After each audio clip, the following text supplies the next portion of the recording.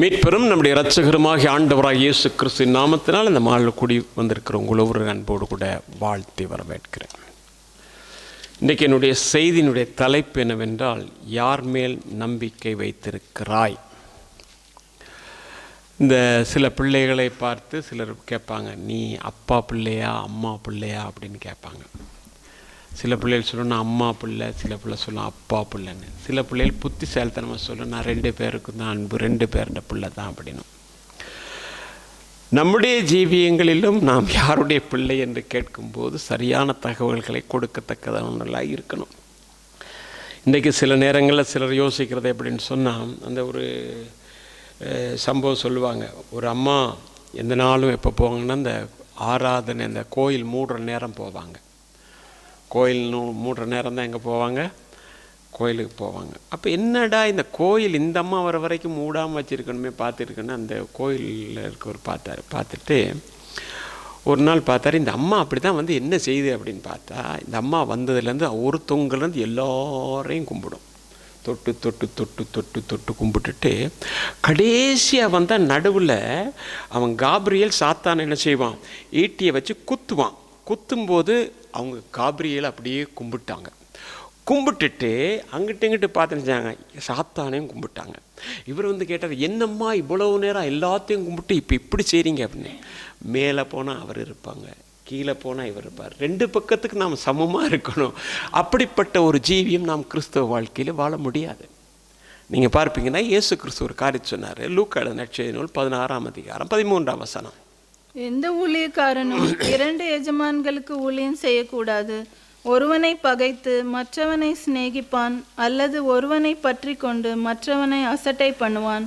தேவனுக்கும் உலக பொருளுக்கும் ஊழியம் செய்ய உங்களாலே கூடாது. அதாவது எந்த ஊழியக்காரனும் என்ன செய்ய முடியாது, 2 எஜமான்களுக்கு ஊழியம் செய்யக்கூடாதுன்னு யார் சொன்னதுன்னா யாரும் சொல்ல, இயேசு கிறிஸ்துவே சொல்லிட்டாரு. அப்படி செய்தால் ஒருத்தனை பகைத்து ஒருத்தனை சிநேகிக்கவே. அப்போ இந்த உலகத்தில் இன்றைக்கு 2 பேர் இருக்கிறாங்க.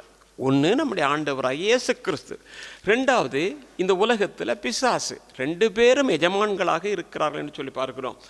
ஆனால் இந்த பிசாசு என்னது, இந்த உலகத்துக்காக இருக்கிறவன். ஆனால் நம்முடைய ஆண்டவரோ பரலோகத்துக்குரிய ஒரு எஜமானாக இருக்கிறார். நீங்கள் பார்த்தீங்கன்னு சொன்னால் கொலோசியருடைய புத்தகத்தில் 4ஆம் அதிகாரம் 1ஆம் வசனத்தை வாசிக்கும் பொழுது, உங்களுக்கும் எஜமான் எங்கே இருக்கிறார் என்றால் பரலோகத்திலே இருக்கிறார் என்று போடப்பட்டிருக்கு. அப்படி தானே? உங்களுடைய எஜமான் எங்கே இருக்கிறாரு? நம்ம எஜமான் யாருன்னா பரலோகம். அவர் பூமிக்கு உரிய ஒரு ராஜ்யத்தை கட்ட வரல, அவர் பரலோக ராஜ்யத்தை கட்ட வந்தேன் என்று சொன்னார். ஆனால் பிசாசு இந்த உலகத்துக்குரிய ஒரு அதிபதியாக இருக்கிறான். பிசாசு இந்த ராஜ்யத்தின் தலைவனாக இருக்கிறான் என்று வேதம் சொல்லுகிறார். நீங்கள் பார்த்தீங்கன்னா யோவான் எழுதின சுவிசேஷம் 14ஆம் அதிகாரம் 30ஆம் வசனத்தை வாசிக்கும் பொழுது, இனி நான் உங்களுடனே அதிகமாய் பேசுவதில்லை, இந்த உலகத்தின் அதிபதி பாருங்க, இந்த உலகத்தின் அதிபதி அவன் தான் இதுக்கு எல்லாத்துக்கும் பொறுப்பு. ஆண்டவர் இந்த உலகத்தை சிருஷ்டித்தார். ஆனால் இன்றைக்கு அந்த உலகம் யாரிடத்தில் இருக்கிறது சொன்னால் பிசாசின் இடத்துல இருக்கிறது என்று வேதம் தெளிவாக நமக்கு கற்றுக் கொடுக்கிறது. அருமையான கர்த்தருடைய பிள்ளை, அன்பான தேவ ஜனமே, அப்போ இவன் தேவனுக்கு கீழ்ப்படியாதவனும் தேவனை விட தன்னை உயர்த்துகிறவனுமாகவே இருந்தான் என்று சொல்லி நாம் வேதத்தில் பார்க்கிறோம். நீங்கள் ஏசாயா தீர்க்க தரிசன புத்தகத்தில் 14ஆம் அதிகாரம் 14ஆம் வசனத்தை வாசிக்கும் பொழுது, நான் மேகங்களுக்கு மேலாக உன்னதங்களில் ஏறுவேன், உன்னதமானவருக்கு ஒப்பாவேன் என்றும் நீ உன் இருதயத்திலே சொன்னாய். அப்ப அவனுடைய வாஞ்சை, அவனுடைய நோக்கம் எல்லாம் என்ன அப்படின்னா, நான் தேவனுக்கு மேலாக நான் உயர வேண்டும் என்று சொல்லி. கடைசி நாட்களிலும் கூட அவன் செய்கிற ஒரு காரியத்தை குறித்து 1 தெசலோனிக்கேயர் புத்தகத்தில் 2ஆம் அதிகாரம் 4ஆம் வசனத்தில் நாம் பார்க்கும் பொழுது, தேவன் எனப்படுவது எதுவோ, ஆராதிக்கப்படுவது எதுவோ அதற்கு மேலாக தன்னை உயர்த்துகிறவனாக அந்த சிங்காசனத்தில் உட்கார வேண்டும் என்கிறது தான் அவனுடைய வாஞ்சை. அருமையான கர்த்தருடைய பிள்ளை, அன்பான தேவ ஜனமே, அப்படியா இருந்தால் நாம் வேதத்திலே பார்க்கும் பொழுது நாம் பார்க்கிறோம், பார்வோனை குறித்து பார்க்கிறோம். பார்வோன் பிசாசுக்கு ஒரு அடையாளமாக இருக்கிறான் என்று சொல்லி. அப்ப இந்த பிசாசு தேவனை விட தன்னை உயர்த்த வேண்டும். அவனுக்கு எல்லா ஆசீர்வாதமும் கர்த்தர் கொடுத்திருந்தார். எதுலையுமே குறை வைத்தார். குற்றம் கண்டுபிடிக்கும் நாள் வரைக்கும் எந்த குறையும் கண்டுபிடிக்கல. அவன்கிட்ட இருந்தது ஒன்னே ஒன்று என்னன்னா, நானும் தேவனை விட மேலா, இவ்வளவுதான். எனவே அவன் என்ன செய்தான்னா, தள்ளப்பட்டு போனான், விழத்தள்ளப்பட்டு போனான் என்று சொல்லி பார்க்கிறோம். அதே போல நாம் வேதத்திலே பார்க்கும் பொழுது பார்வோன் கூட பிசாசுக்கு ஒரு அடையாளமாக இருக்கிறான் என்று நாம் அறிந்திருக்கிறோம். நீங்கள் வேதத்தில் பார்க்கும் பொழுது யாத்திராமத்தின் புத்தகத்தில் 5ஆம் அதிகாரம் 2ஆம் வசனத்தை வாசிக்கும் பொழுது, அதற்கு பார்வோன், நான் இஸ்ரவேலை போகவிட கர்த்தரின் வார்த்தையை கேட்கிறதற்கு கர்த்தரின் வார்த்தை கேட்கிறதற்கு அவர் யார்? கர்த்தர் யாரு அப்படின்றான். இன்றைக்கு அதுதான் அவனுடைய நோக்கம். ஆண்டவருடைய வார்த்தைக்கு அவன் கீழ்ப்படுகிறதும் இல்லை, கீழ்ப்படுகிறவர்கள் என்ன செய்யறதில்லை, அவன் கீழ்ப்படுகிறதுக்கு விடுகிறதும் இல்லை. அப்படியானால் இவன் யாருக்கு விரோதி என்பதை மட்டும் நாம் முதலாக தெரிந்து கொள்ளணும். ஏனென்றால் இந்த உலகத்தில் அவன் எல்லாருக்கும் விரோதி கிடையாது, எல்லாரையும் பயக்கிறது கிடையாது, எல்லாரோட கூட பிரச்சனைப்படுறது. அவன் குறிப்பாக யாரை கண்ணோக்கி பார்க்கிறான், யாரை குறிவைக்கிறான் என்று சொன்னால் தேவ ஜனத்தை மட்டும்தான் குறிவைக்கிறான். தேவனை ஆராதிக்கிறவர்கள், தேவனுக்காக ஜீவிக்கிற, தேவனுக்காக பிரித்தெடுக்கப்பட்ட, தேவனுக்காக வைராக்கியம் கொண்டிருக்கிறவர்கள், இவர்களை எப்படியாவது விழத்தள்ள வேண்டும் என்கிறது தான் அவனுடைய ஒரே ஒரு நோக்கமாக இருக்கிறது. நீங்க எஸ்தருடைய புத்தகத்தில் நீங்க வாசிக்கும் பொழுது 3ஆம் அதிகாரம் 8ஆம் வசனத்தில் ஆமான் என்ன செய்கிறான்னு சொன்னா, அகஸ்வேர் ராஜாவின் இடத்துல போகிறான். போயிட்டு ராஜாவை பார்த்து சொல்றான், ராஜா நீர் 127 நாடுகளுக்கு நீர் ராஜாவா தான் இருக்கிற, ஆனா இதற்குள்ள ஒரு காரியம் இருக்கிறது, அதை நீர் உமக்கு தெரியுமா அப்படின்னா என்னன்னு பாருங்க. அப்பொழுது ஆமான் அகாஸ்வேரு ராஜாவை நோக்கி, உம்முடைய ராஜ்யத்தின் சகல நாடுகளிலும் உள்ள ஜனங்களுக்குள்ளே ஒருவித ஜனங்கள் சிதறுண்டு பரம்பி இருக்கிறார்கள். அவர்களுடைய வழக்கங்கள் சகல ஜனங்களுடைய வழக்கங்களுக்கும் விகற்பமாய் இருக்கிறது. அவர்கள் ராஜாவின் சட்டங்களை கை கொள்ளுகிறதில்லை. ஆகையால் அவர்களை இப்படி விட்டிருக்கிறது ராஜாவுக்கு நியாயம் அல்ல. அதே வேலை 8ஆம் அதிகாரம் யாத்திராமம் 8:23 வாசிங்க சிஸ்டர். என் ஜனங்களுக்கும் உன் ஜனங்களுக்கும் வித்தியாசம் உண்டாகும்படி செய்வேன். போதும். இங்கே நாம் ஆண்டவர் சொல்றாரு பார்வோனுக்கு, என் ஜனங்களுக்கும் உன் ஜனங்களுக்கும் வித்தியாசம் இருக்குதுப்பா அப்படின்றார். அப்போ என் ஜனங்கள் இங்கே நீங்கள் மேலே பார்த்தீங்கன்னா எப்படி போட்டுருந்துச்சு, ஆமான் போய் சொல்கிறேன் எப்படின்னா, உம்முடைய தேசத்தில் கொஞ்சம் ஒரு கூட்ட ஜனம் இருக்குது, அவங்க பேச்சு வித்தியாசம், அவங்க உடை வித்தியாசம், அவங்க நட வித்தியாசம், அவங்களுடைய பழகிற விதங்கள் வித்தியாசம், எல்லாம் இன்னைக்கு பார்த்தீங்கன்னு சொன்னால் இயேசுவை அறிந்த ஒரு கூட்டத்தினுடைய வாழ்க்கை முறைமைகள் வித்தியாசம் என்று பிசாசு சொல்லுகிறான்.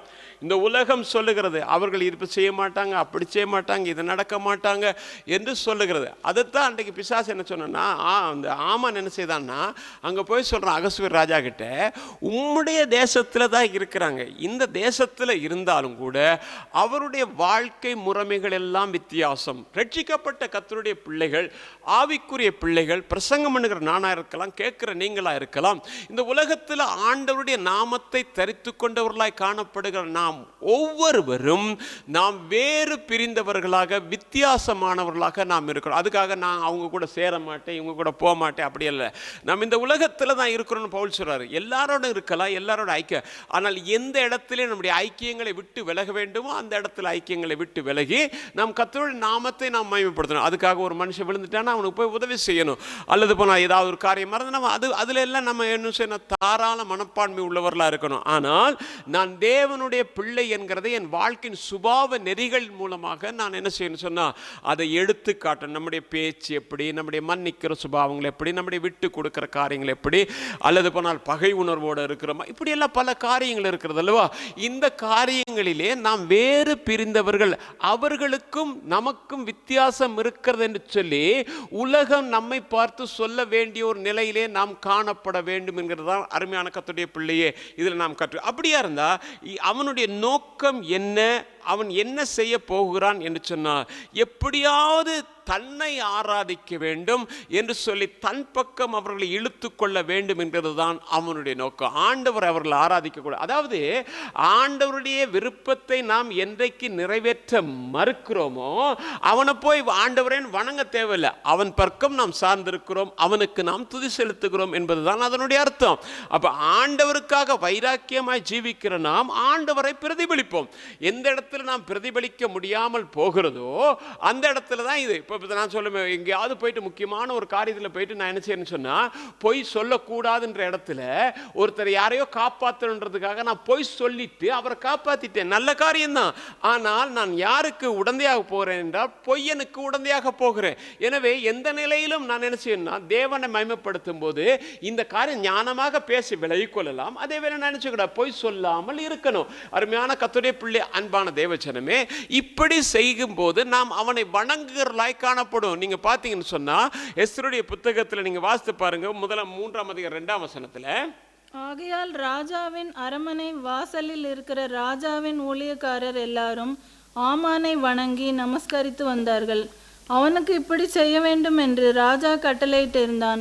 ஆனாலும் மொர்தெகாய் அவனை வணங்கவும் இல்லை, நமஸ்கரிக்கவும் இல்லை. அப்ப என்னது? ஆமானுடைய விருப்பம் எல்லாம் என்னன்னா, எல்லாரும் என்னை பணிந்து கொள்ளுகிறார்கள், எல்லாரும் எனக்கு துதி செலுத்துகிறார்கள். எனவே இந்த மொர்தெகாயும் என்ன செய்ய வேண்டும் என்றால் என்னை வணங்க வேண்டும். ஆனால் மொர்தெகாய் ஒரு யூதன், அவன் அதை செய்ய முடியாது. தன் ஆண்டவரை அல்லாமல் வேறு எதையுமே அவன் துதிக்கவோ வணங்கவோ முடியாது. சாத்ராக், மேசாக், ஆபேத்நேகோ அதைத்தான் அவர்கள் செய்தார்கள். ஒரு தானியேல் என்ன செய்தான் என்று சொன்னால், நான் அதை செய்ய மாட்டேன், என் ஆண்டவரை தான் நான் துதிப்பேன். இவர்கள் சொன்னார்கள், நீர் நிறத்தின சிலையை வைத்துட்டு எங்களை கொல்ல பார்த்த என்ன, அக்கினியில போட்ட என்ன, அதை நாங்கள் செய்ய முடியாது. நாங்கள் எங்கள் தேவனுக்காக வேறு பிரிக்கப்பட்டவர்கள். நாங்கள் அந்நிய தேசத்திலிருந்து அடிமைகளாக இந்த தேசத்துக்கு கொண்டு வரப்பட்டிருந்தாலும் கூட இந்த தேசத்தின் வழிமுறைகளை நாம் பின்பற்றி நாம் ஆராதிக்க மாட்டோம். அவர்களை அக்கினியிலே தூக்கி போடப்பட்ட. அருமையான கர்த்தருடைய பிள்ளையே, அப்ப பிசாசுடைய நோக்கம் எல்லாம் என்ன அப்படின்னா, எப்படியாவது நாம் அவனை வணங்க வேண்டும், அவனை ஆராதிக்க வேண்டும், அவனோடு கூட இணைந்து போக வேண்டும் என்கிறது தான் அவனுடைய வாஞ்சியாக இருக்கிறது. ஆனால் இந்த நாளிலே நாம் ஒரு நல்ல தீர்மானம் எடுத்துக்கொள்ளும். ஏனென்றால் நாம் கடைசி காலங்களில் இருக்கிறோம் என்பதை நாம் அறிவோம். எனவே நாம் ஆண்டரோடு கூட நடக்கத்தக்கதாக, ஆண்டருக்காக நடக்கத்தக்கதாக, ஆண்டருடைய பாதத்தை நாம் பற்றி பிடித்துக்கொண்டு, அவருடைய கரங்களை பற்றி பிடித்துக்கொண்டு இந்த ஓட்டத்தை ஓடத்தக்கதாக கர்த்தர் நமக்கு ஒவ்வொருவருக்கும் உதவி செய்வாராக. அருமையான கர்த்தருடைய பிள்ளை, அப்படியா இருந்தா அவனுடைய காரியங்கள் எல்லாம் நீங்க கவனிச்சு பார்த்தீங்கன்னா மிகவும் விகற்பமாக இருக்கும். எப்படின்னா, அவன் சொல்லுவான், நான் உனக்கு ஆசீர்வாதத்தை தர்றேன், நான் எல்லாம் உனக்கு தருவேன், உனக்கு தேவையானது அத்தனையும் தருவேன், உனக்கு தேவையான வீடா வாசலா, அதுக்காக வீடு வாசல் எல்லாம் அவன் தான் தர்றேன்னு நான் சொல்லலை. சில நேரம் நான் சொல்கிறேன், இப்படி போனால் அப்படி போனால், அதை விற்றா இதை விற்றா, அதை வாங்கலாம் இதை வாங்கலாம், பல காரியங்கள்லாம் கற்றுக் கொடுப்பான். இன்றைக்கி அப்படித்தான் அநேகர் என்ன செய்கிறேன்னு சொன்னால் பின்வாங்க வச்சிருக்கிறான். அருமையான கர்த்தருடைய பிள்ளை, அன்பான தேவச்சனமே, அதனால அவன் என்ன சொல்லுவான்னா, முதலாவது எல்லாம் அவங்ககிட்ட தான் இருக்குது, இந்த உலகத்தில் இருக்கிற அத்தனை அவங்ககிட்ட தான் இருக்குது. எனவே அவன் சொல்லுவான், நான் உனக்கு ஆசீர்வாதமான பாதையில நான் உன்னை நடத்துகிறேன், நீ எனக்கு இப்படி ஒரு காரியம் செஞ்சுட்டா உனக்கு இவ்வளவு பெரிய ஆசீர்வாதத்தை தருவேன்னு சொல்ற. நீங்க வேதத்தில் பார்க்கும் பொழுது மத்தேயு சுவிசேஷம் 4ஆம் அதிகாரம் 8ஆம் 9ஆம் வசனத்தை வாசிக்கும் பொழுது, மறுபடியும் பிசாசு அவரை மிகவும் உயர்ந்த மலையின் மேல் கொண்டு போய் உலகத்தின் சகல ராஜ்யங்களையும் அவைகளின் மகிமையையும் அவருக்கு காண்பித்து, நீர் சாஷ்டாங்கமாய் விழுந்து என்னை பணிந்து கொண்டால் இவைகளை எல்லாம் உமக்கு தருவேன் என்று சொன்னான். லூக்கா 4:6 வாசிங்க. இவைகள் எல்லாவற்றின் மேலும் உள்ள அதிகாரத்தையும் இவைகளின் மகிமையையும் உமக்கு தருவேன், இவைகள் எனக்கு ஒப்பு கொடுக்கப்பட்டிருக்கிறது, எனக்கு இஷ்டமானவனுக்கு இவைகளை கொடுப்பேன். இவனுக்கு எப்போ ஒப்பு கொடுக்கப்பட்டது? ஆண்டவர் படைச்சவன்ட்ட கொடுத்தாரா? அவனே அங்கிருந்து தள்ளி விட்டாரு. அவன் என்ன செய்தான்? இந்த உலகத்தையே மோசம் போக்கினான், இந்த உலகத்தை அவாந்தரமாக்குனான், வனாந்தரமாக்குனான். அப்படிப்பட்டவன் இப்ப சொல்றான், இவைகளெல்லாம் எனக்கு கொடுக்கப்பட்டிருக்கிறது என்று சொல்லுகிறான். எப்ப? ஆதியிலே எல்லாவற்றையும் ஆண்டவர் தம்முடைய சாயலாக சிருஷ்டிக்கப்பட்ட மனிதனிடத்தில் ஒப்பு கொடுத்தார். ஒப்பு கொடுத்த போது அவன் என்ன செய்தான்? கீழ்ப்படியாமையின் பாவத்தின் நிமித்தமாக சகல அதிகாரங்களை இவனிடத்திலே ஒப்பு கொடுத்தான். அருமையான கர்த்தருடைய பிள்ளை, அன்பான தேவஜனமே, இயேசு கிறிஸ்துவனிடத்திலே வந்து சொல்லுகிற ஒரு காரியம் என்ன? ராஜாதி ராஜனும் தேவாதி தேவனும் இந்த உலகத்தையே சிருஷ்டித்து சொல்றான். என்ன தெரியுமா? இவைகளெல்லாம் எனக்கிட்ட இருக்கிறது, நான் யாருக்கு வேணாலும் கொடுக்கலாம். நீர் செய்ய வேண்டிய ஒரே ஒரு காரியம் என்ன தெரியுமா? என்னை பணிந்து கொண்டால் போதும், என்னை பணிந்து கொள்ளும், அவ்வளவுதானே சொன்னா. நீர் எனக்காக அதை செய்யணும் இதை செய்யணும் எதுவுமே சொல்ல, என்னை பணிந்துகிட்டா உமக்கு அத்தனையும் தருவேன் அடிச்சோம். இன்றைக்கு அவனுடைய வாஞ்சியம், அவனுடைய விருப்பம் இதுவாக தான் இருக்கு. அருமையான கர்த்தருடைய பிள்ளை, அன்பான தேவஜனமே, இந்த உலகம் ஏனென்றால் நாம் சொன்னபடி அவன்கிட்ட ஒப்பு கொடுக்கப்பட்டிருக்கு. இந்த நீங்க வேதத்தில் பார்க்கும் பொழுது 1 யோவான் புத்தகம் 5ஆம் அதிகாரம் 19ஆம் வசனத்தை வாசிக்கும் பொழுது, நாம் தேவனால் உண்டாயிருக்கிறோம் என்றும் உலகம் முழுவதும் பொல்லாங்கன். அப்ப உலகம் முழுவதும் யாருக்கிட்ட இருக்குது? பொல்லாங்கிட்ட தான் இருக்குது. உலகம் முழுவதும் பொல்லாங்கன்ட்டு தான் இருக்குது. அந்த பொல்லாங்கன் இந்த உலகத்தை ஆண்டு கொண்டிருந்தாலும் இந்த உலகத்திலே தேவனுக்கென்று பிரிக்கப்பட்ட ஒரு கூட்டம் இருக்கத்தான் செய்கிறது. அவன் சொல்லும்போது சொன்னான் இல்லையா, ஒரு கூட்ட ஜனம் அவருடைய பேச்சு வித்தியாசம், அவருடைய நடைகள் வித்தியாசம், அவர்கள் செய்கிற காரியங்கள் ஒவ்வொன்றும் விகற்பமாக இருக்கிறது. இன்றைக்கு மாலையில் கூடி இருக்கிற கர்த்தருடைய பிள்ளையே, இந்த உலகம் பொல்லாங்கனுக்குள்ள இருக்கலாம். நானும் நீங்கள் இந்த உலகத்தில் தான் இருக்கிறோம், உலகத்தில் தான் போகிறோம் வர்றோம் எல்லாம் செய்கிறோம். ஆனாலும் நாம் தேவனுடைய பிள்ளைகள் என்பதை பிரதிபலிக்கணும்.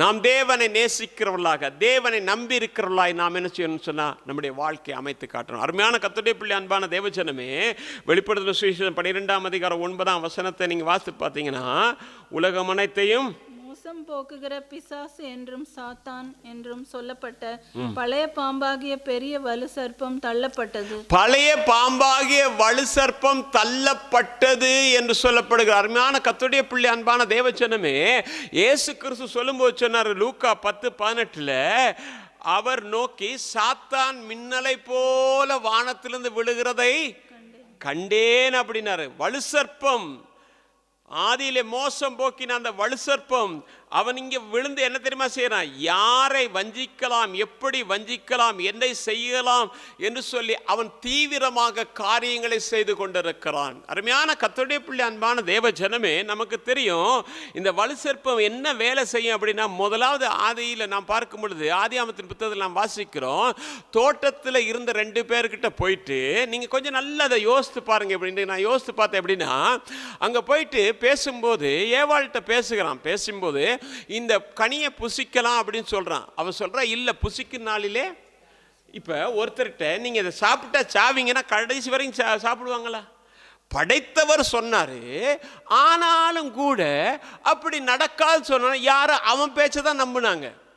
நான் செத்து போயிட்டா என்ன நடக்கும், என் புருஷன் தனிச்சு போயிடுவானே, அப்படிலாட்டி போனா அவங்ககிட்ட கொண்டு போய் கொடுக்கும்போது செத்து போனா இந்த சந்ததியே இல்லாம ஒண்ணுமே யோசிக்கல. அதெல்லாம் மறைக்கப்பட்டது, அதெல்லாம் நடக்கலாம் நடக்காம இருக்கலாம் அப்படின்ற ஒரு எண்ணப்பாடு இருந்தது தெரியல. வாங்கினாங்க, புசிச்சாங்க. இன்றைக்கும் கூட என்ன நடக்கிறதுன்னு சொன்னா, உலகத்தை பார்க்கும் பொழுது, உலகத்தின் காரியங்களை எல்லாம் கேட்கும் பொழுது, தேவ ஜனங்கள் கூட பேசுகிறது, இயேசு அது சீக்கிரத்தில் வந்துடுவார். இயேசு அங்க யுத்தம் நடக்குது, இங்க யுத்தம் நடக்குது, அங்க பேச்சுவார்த்தை நடக்குது, இங்கே அந்த கிடாரி எரிக்கப்பட்டது, அது சாம்பல் எடுக்கப்பட்டது, தேவாலயம் கட்டுறதுக்கு அந்த எல்லாம் மசூதி எல்லாம் இதா பல காரியங்கள் இன்றைக்கு உலகத்தை பார்க்கும் பொழுது வேத வசனத்தோடு கூட ஒப்பிட்டு ஜனங்கள் தெளிவாக பேசுகிறார்கள். எதை பேசுகிறார்னா, கர்த்தராகிய இயேசு கிறிஸ்து சீக்கிரத்தில் வரப்போறார், எக்கால சத்தம் கேட்கத்தான் போகுது, ஜனங்களை எடுத்துக்கொள்ள போட எல்லாம் சொல்றாங்க தானே. ஆனால் அதற்கு தன்னை தயார்படுத்தின நிலையிலே இருக்கிறார்கள் என்று சொன்னா, அவர் வர்ற நேரம் வரட்டும், அவர் வர்ற நேரம் இப்படித்தானே. எங்க அப்பா இருக்கிறனாலும் சொன்னாங்க, எங்க தாத்தா இருக்கிறனாலும் சொன்னாங்க, வரலையே. வேதமே சொல்கிறது இல்லையா, அவர் வருவார் என்கிற வாக்குத்தத்தம் எங்கே, பிதாக்கள் தோன்றி எல்லாம் இருந்த வண்ணமாகவே இருக்கிறது என்று சொல்லுகிற விதமாகத்தான் இன்றைக்கு ஜனங்களுடைய நிலைப்பாடு என்ன தெரியுமா, இயேசு வந்துட்டு போயிட்டா எனக்கு இன்னொரு வாழ்க்கை இருக்கிறதா, என்னுடைய ஜீவியம் எங்க போறது, நான் என்ன செய்ய அந்த கேள்வி இல்லை.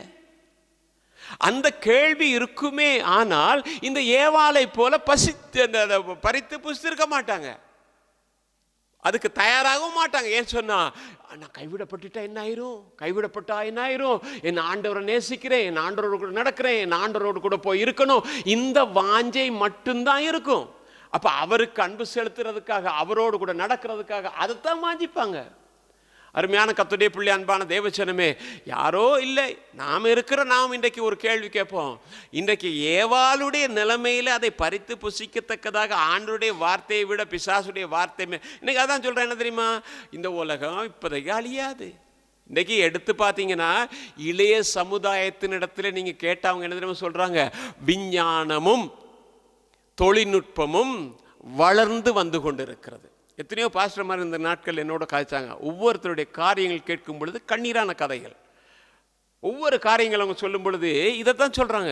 என்னது தொழில்நுட்பம் இப்படியெல்லாம் இருக்கிறது, இந்த சைட்டுக்கு நீங்க போனீங்கன்னா இதெல்லாம் செஞ்சிடலாம், அதை இப்படியெல்லாம் கேட்டு கேட்டு கேட்டு இதெல்லாம் நடக்கிறது.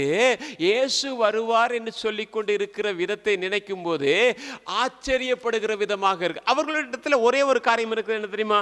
நல்ல அன்பு இருக்கிறது, அவர்களிடத்துல இரக்கம் இருக்கிறது, அவர்கள் மற்றவர்கள் உதவி செய்கிற காரியங்கள். ஆனால் ரட்சிக்கப்பட்டு ஞானஸ்தானம் எடுத்து தேவனுக்குள்ளே கர்த்தருக்குள்ளே இராத ஒருவன் பரலோகம் போக முடியாது என்பதை அவர்கள் அறியாமல் இருக்காங்க. அவ்வளவுதான். எனக்கு தெரிந்த எத்தனையோ எங்க செஃப் கூட அப்படிதான், நல்ல பண்புல நல்ல உதவி செய்வான், எல்லாம் செய்வான். ஒரு முறை சொன்னார், வேதம் உன்னை விட எனக்கு நல்லா தெரியும். அவர் செய்கிற அக்கிரமத்தை சுட்டி காட்டின போது சொன்னார், வேதம் உன்னை விட எனக்கு நல்லது. நல்ல தெரிகின்ற வேதம் தெரிகிறது முக்கியமல்ல, வேத வசனத்தை கை கொள்ளுகிற முறைமைதான் முக்கியம். நான் இன்றைக்கு பிரசங்கம் பண்றது முக்கியம் அல்ல, இந்த வேத வசனத்தை நான் கை கொள்ளுகிறது தான் முக்கியம். கேட்கிறது மட்டுமல்ல, அதனாலதான் வெளிப்படுத்தின சுவிசேஷத்தில் பார்க்கும் பொழுது எப்படி போட்டிருக்குன்னா, வாசிக்கிறவனும் கேட்கிறவனும் கை கொள்ளுகிறவனும் தான் பாக்கியவான் என்று சொல்லப்பட்டிருக்கிறது. இந்த நாளிலே நாம் அப்படி மற்றவர்களை போல உதாசீனமாக அல்லது போனால் கவலையற்றவர்களாய் காணப்படாதபடிக்கு கடைசி நிமிஷத்தில் இன்னும் சில வேளை இன்னும் 10 வருஷத்துல கூட வரலாம், நாளை கூட வரலாம். அன்றைக்கு ஒரு பதிவு அவங்க சொல்றாங்க, என்னன்னு சொன்னா, அந்த கிடாரி எரிக்கப்பட்டது உண்மையான கிடாரி எரிக்கப்பட்டது என்று அதை வளர்த்தவர் எல்லாம் சொல்லிட்டாங்க. மற்றவர்களுக்கு இதை என்ன சொன்னா பிரபல்யம் ஆகக்கூடாது என்பதற்காக அந்த நாளும் புறக்கணிக்கப்பட்டிருக்கிறது. அதுல ஒண்ணு தான் ஒழுங்கா இருந்தது, அதுல தான் எந்த பழுதும் இல்லை, அதைத்தான் எரிச்சாங்கன்னு அவங்க சொல்றாங்க. அப்படியா இருந்தா அந்த செய்தியை நான் கேட்டேன், நீங்களும் கேட்டிருப்பீங்க. அப்படியா இருந்தா பலிபீடம் கட்டுறதுக்கு உண்டான முதலாவது பலி செலுத்தப்பட்டு விட்டது அப்படின்னு சொல்றாங்க. இனிமே காலம் செல்லாது, இப்படி எல்லாம் நிறைய தலையங்கத்துல வருது. எத்தனையோ காரியத்தை நாம் பார்க்கிறோம். இவைகள் நம்முடைய உள்ளத்தை உடைக்கிறதா, நமக்கு ஒரு பயத்தை கொண்டு வருகிறதா, அல்லது போனால் ஏதோ ஒன்றை கேட்கிற விதமாக நாம் கேட்டுக்கொண்டிருக்கிறோமா? இன்றைக்கு அநேகர் பின்வாங்கி போறதுக்கு காரணம் என்னவென்று சொன்னா, தேவனுடைய வார்த்தையை வார்த்தையாக விசுவாசியாத படிக்கும், இந்த வார்த்தைக்கு ஜீவன் இருக்கிறது என்பதை விசுவாசியாத படிக்கும் தான் அவருடைய வாழ்க்கையில் பின்மாற்றம் என்று கொண்டு வருது. அருமையான கர்த்தருடைய பிள்ளை, அன்பான தேவஜனமே, இந்த மாலையில் உங்களுக்கும் எனக்கும் இது எப்படி இருக்குன்னு சொன்னா, ஆண்டவருடைய வார்த்தை ரொம்ப கவனமாக நீங்க பார்த்தீங்கன்னு சொன்னா, ஆதியாகமத்தின் புத்தகத்தில் 3ஆம் அதிகாரம் 5ஆம் வசனம் வாசிக்கும் பொழுது, நீங்கள் இதை புசிக்கும் நாளில் என்ன செய்வீங்க? கண் திறக்கப்படும். நீங்க என்ன ஆயிருவீங்க? தேவர்களை எல்லாரும் நீங்க தேவனா மாறிடுவீங்க. அவங்களுக்கு என்னது? மேலான ஆசீர்வாதத்தை தான் காட்டினா. ஆண்டவர் சொன்னாரு, நீங்க சாவீங்க அப்படின்னு. அவன் சொன்னா, நீங்க கண் திறந்து தேவர்களை போல் ஆயிருவீங்கன்னு தேவனுக்கே தெரியும் அப்படின்ட்டான். போட்டிருக்கா? தேவன் அதை என்ன செய்வாரு? தேவனுக்கே அது தெரியும். அது தெரியும் போது நீங்க என்ன சும்மா கதை கால சொல்லிக்கிட்டு இருக்கிறீங்க? தேவன் அதை அறிவார். ஏன்னா நீங்க ஏன்னா இவன் தேவனாக போய் தான் விழுந்தான். எனவே மனிதன் விழ வேண்டும், தேவனுடைய அன்பிலிருந்து விழ வேண்டும், அவன் தன்னோடு கூட நித்திய ஆக்கினையிலே வேதனை அனுபவிக்க வேண்டும் என்கிறது இவனுடைய திட்டம். ஆனால் தேவனுடைய திட்டம் என்னன்னா, தேவ பிள்ளைகள் தேவனோடு கூட சதா காலங்களிலும் இருக்க வேண்டும் என்கிறது. அதுக்காகத்தான் தம்முடைய ஒரே பேரான குமாரனை அனுப்பினார், பாவமற்ற அவரை பாவமாக்கினார், அடிக்கப்பட்டார், நொறுக்கப்பட்டார், சிலுவையை சுமந்தாரு. கடைசியில் ஒண்ணுமே இல்லை, எல்லாத்தையும் கொடுத்துட்டேன்னு சொன்னாரே. எதற்காக என்றால், என்னையும் உங்களையும் பரலோகத்துக்கு கொண்டு போறதுக்கு தான். என்னை உங்களையும் பரலோகத்துக்கு, வேற எதுக்காக இல்லை. அப்ப இவனுடைய வேலை என்ன தெரியுமா? ஆசை காட்டுவான். மேன்மையானதை உனக்கு தருவேன், உன்னை நான் ஆசீர்வதிப்பேன், உன்னை உயர்த்துவேன் அப்படின்னு பொய்ய அப்படியே என்ன செய்வானா கொண்டு வருவான். கொண்டு வந்து உண்மையை போல காரியங்கள் செய்து கடைசியில் அழிவின் பாதையில் கொண்டு போவான். இவனுடைய முதலாவது காரியம் என்னன்னு சொன்னால், நம்ம ஆசீர்வதிக்கிறேன்னு தான் சொல்லுவான். உன்னை இதை விட மேலே ஆசீர்வதிப்பேன், இதை விட மேலே ஆசீர்வதிப்பேன் அப்படின்னா. இன்றைக்கி இந்த ஆசீர்வாதத்துக்கு பின்னாலே போயிட்டு இருக்க அநேகருக்கு என்ன தெரியுமா? தேவனோடு இருக்கிற ஐக்கியம் சரியாக கிடையாது, செபிக்கிறதுக்கு நேரமே கிடையாது, வேதம் வாசிக்கிறதுக்கு நேரமே கிடையாது. எல்லாம் என்னது? ஆசீர்வாதம், ஆசீர்வாதம், ஆசீர்வாதம். உலகம் கொடுத்திருக்கிற ஆசீர்வாதத்தையே பின்பற்றி பின்பற்றி பின்பற்றி பின்பற்றி அதிலே மூழ்கி போயிருக்கிறாங்க. அருமையான கர்த்தருடைய பிள்ளையே, அப்படியா இருந்தா இவன் முதலாவது என்ன செய்கிறான்னா, ஆசீர்வாதம் தருவேன் அப்படின்றா. எப்படி பாருங்க, 1 ராஜாக்களுடைய புத்தகத்தில் 2ஆம் அதிகாரம் 21ஆம் அதிகாரம் 2ஆம் வசனம். ஆகாப் நாபாத்தோட பேசி, உன் திராட்சை தோட்டம் என் வீட்டிற்கு அடுத்திருக்கிறபடியால் அதை கீரை கொள்ளையாக்கும்படி எனக்கு கொடு, அதை பார்க்கிலும் நல்ல திராட்சை தோட்டத்தை அதற்கு பதிலாக உனக்கு தருவேன், அல்லது உனக்கு வேண்டுமானால் அதன் விலை கிரயமான பணத்தை தருவேன் என்றான். என்னது? ஆகாப் நாபோத்தை பார்க்கிறான். ஆகாப்புடைய அரண்மனைக்கு பக்கத்தில் நாபோத்துடைய தோட்டம் இருக்கிறது. அந்த திராட்சை தோட்டத்தை பார்த்த உடனே அதை எப்படியாவது தன்வசம் கொள்ள வேண்டும். அதற்காக நாபோத்தின் இடத்துல போய் பேசுகிறான். எப்படி? அந்த திராட்சை தோட்டத்தை எனக்குத்தா, இதைவிட உனக்கு நல்லது நான் தருவேன். இன்றைக்கு திராட்சை ரசம், திராட்சை தோட்டம் இவைகளுக்கு சபைக்கு ஒப்பனையா இருந்தாலும் திராட்சை ரசம் சந்தோஷத்துக்கு ஒப்பனையா இருக்கிறதே. பழங்கள்ல இருந்து சந்தோஷம் தானே வரும். அருமையான கர்த்தருடைய பிள்ளை, அன்பான தேவஜனமே, இன்றைக்கு பிசாசு இதைத்தான் செய்கிறான். இந்த இருக்கிற சந்தோஷத்தை எடுத்து போட்டு உனக்கு நான் சந்தோஷமான ஒரு வாழ்க்கை அமைத்து தருவேன். இந்த உலகத்தில் எத்தனையோ விதமாக சந்தோஷத்தை அனுபவிக்கலாம். சினிமா மூலமாக, அல்லது போனால் போதை பொருட்கள் மூலமாக, தகாத வழிகள் மூலமாக. இதனால நீ என்ன செய்யலாம்? சந்தோஷமா இருக்கலாம், சந்தோஷமா இருக்கலாம்னு சொல்லி அவன் என்ன செய்கிறான்னு சொன்னா, பிழையான வழிகளிலே தேவ ஜனங்களையும் கூட இன்றைக்கு வழி நடத்துறதுக்கு முற்படுகிறான். அருமையான கர்த்தருடைய பிள்ளை, அன்பான தேவ ஜனமே, ஆனால் ஒரு கர்த்தருடைய பிள்ளை தெளிவுள்ளவனாக இருக்கணும். எனக்கு தேவ சமூகத்திலே, தேவனுடைய அன்பிலே இருக்கிற சந்தோஷம் வேறு எங்கும் கிடைக்காது என்பதை அவன் உறுதிப்படுத்தி கொள்ளணும். என் தேவன் எனக்காக அந்த சந்தோஷத்தை தருகிறதுக்காக எத்தனையோ பாடுகளை அனுபவித்தார் என்பதை உணர்ந்து கொள்ளணும். பரிசுத்த பவுல் ஜெயிலில் இருக்கும்போது அங்க என்ன சொன்னா தெரியுமா? உள்ள இருக்கிறாரு, அடிகள் வேதனைகள் எல்லாம் இருந்தாலும் கூட நான் சந்தோஷமாக இருக்கேன். என்ன சந்தோஷம்? நான் கர்த்தருக்குள் மகிழ்ந்து கொண்டே இருக்கிறேன், என் தேவனுக்குள் களிகூர்ந்து கொண்டே இருக்கிறேன். எனவேதான் அடிபட்டு காயப்பட்டு சிறைச்சாலையில் இருந்தாலும் கூட கர்த்தரை மகிமைப்படுத்தி பாட்டு படிச்சுட்டு இருந்தார்.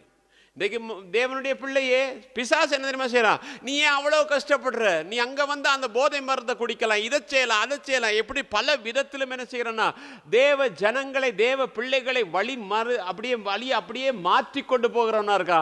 ஆனால் ஒவ்வொரு கர்த்தருடைய பிள்ளையும் எது முக்கியமான சந்தோஷம் என்றால், நான் கர்த்தருக்குள்ள இருக்கிறதும் கர்த்தருக்குள்ள மகிழ்கிறதும் தான் சந்தோஷம் என்று. நீங்க நாபோத் கொடுத்த பதில பாருங்க. 1 ராஜாக்களுடைய புத்தகத்தில் 21ஆம் அதிகாரம் 3ஆம் வசனத்தை வாசிக்கும் பொழுது, நாபோத் ஆகாப்பை நோக்கி, நான் என் பிதாக்களின் சுதந்திரத்தை உமக்கு கொடாதபடி கர்த்தர் என்னை காப்பாராக, கர்த்தர் என்னை காப்பாராக.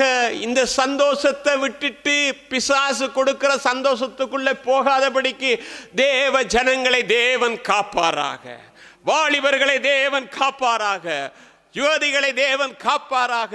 இந்த உலகத்தில் தேவனால் தெரிந்து கொள்ளப்பட்ட ஒவ்வொரு கர்த்தருடைய பிள்ளையிலும் இருக்கிற அந்த சந்தோஷத்தை எடுத்து விட வேண்டும் என்று பிசாசு நினைக்கும் போது அதை எடுத்து விடாதபடிக்கு தேவன் ஒவ்வொருவரையும் காப்பாராக.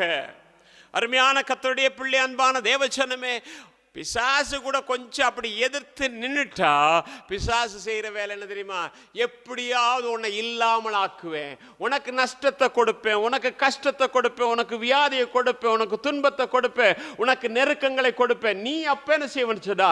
அப்ப தேவனை விட்டு வந்து விடுவாய், அப்ப தேவனை நீ ஆராதிக்க மாட்ட. அப்படின்ற நிலையில தான் அவன் காரியங்களை செய்வான். நீங்க பாத்தீங்கன்னாக்கும் இந்த நாபோத்து கிட்ட கேட்டுட்டு இல்லைன்னு சொல்லணும்னு நாபோத்துக்கு நடந்தது என்ன அப்படின்னா, 1 ராஜாக்களுடைய புத்தகம் 21ஆம் அதிகாரம் 13ஆம் வசனம். அப்பொழுது பேலியாளின் மக்களாகிய 2 பேர் வந்து அவனுக்கு எதிராக உட்கார்ந்து, நாபோத் தேவனையும் ராஜாவையும் தூஷித்தான் என்று ஜனத்திற்கு முன்பாக அவன் மேல் சாட்சி சொன்னார்கள். அதற்கு பின்பு அவனை பட்டணத்திற்கு வெளியே கொண்டு போய் அவன் சாகும்படிக்கு அவனை கல்லெறிந்து கொன்னாங்க. எப்படியாவது ஜீவன் எடுக்கணும், ஏதாவது ஒரு வழியில ஜீவன் எடுக்க, வாழ்க்கையை கசப்பா மாற்றணும். இவனை கல்லெறிந்து கொண்டாங்க. இன்னைக்கு சாத்த செய்கிற அதே ஒரு வேலை தான். வாழ்க்கையை கசப்பாக்கணும், கசப்பாக்கி அவர்கள் ஜீவனை எடுத்துடணும். ஏனென்றால் அவர்கள் ஜீவனோடு கூட இருப்பார்களே, ஆனால் என்றாவது ஒரு நாள் தேவனிடத்திலே வந்து விடுவார்கள், தேவனை ஆராதிப்பார்கள், எனக்கு விரோதமா இருப்பாங்க. அதனால என்ன செய்யணும்னா அவங்களை எப்படியாவது இல்லாமக்கிடணும். இன்றைக்கு பாருங்க எவ்வளவு தற்கொலைகள் என்று சொல்லி பாருங்க. வெளியில் உள்ள மனுஷன் அல்ல, ரட்சிக்கப்பட்ட ஆவிக்குரிய கர்த்தருடைய பிள்ளைகளுடைய வாழ்க்கையில பாருங்க.